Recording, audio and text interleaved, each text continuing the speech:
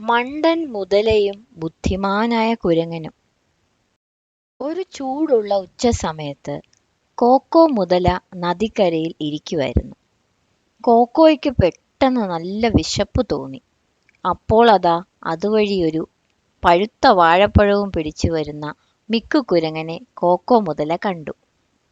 കോക്കോയുടെ വായിൽ വെള്ളമൂറി. അവനുടൻ തന്നെ ആ വാഴപ്പഴം വേണം. കോക്കോ, ഏത്തപ്പഴം കഴിക്കാനുള്ള ഏറ്റവും നല്ല മാർഗം എന്താണെന്ന് നിനക്കറിയാമോ? മിക്കു ചോദിച്ചു. നീ ഇതുപോലെ ഈ പഴത്തിന്റെ തൊലി കളയണം. മിക്കു വാഴപ്പഴം അനായാസം തൊലി കളഞ്ഞ് കാണിച്ചു.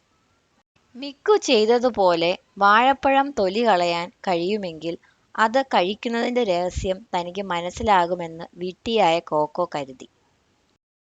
മിക്കു, എനിക്കത് ചെയ്യാൻ കഴിയുമെന്ന് തോന്നുന്നു, കോക്കോ പറഞ്ഞു.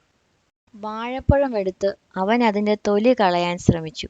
പക്ഷേ അവന്റെ കട്ടിയുള്ള നഖങ്ങൾ അത് അസാധ്യമാക്കി.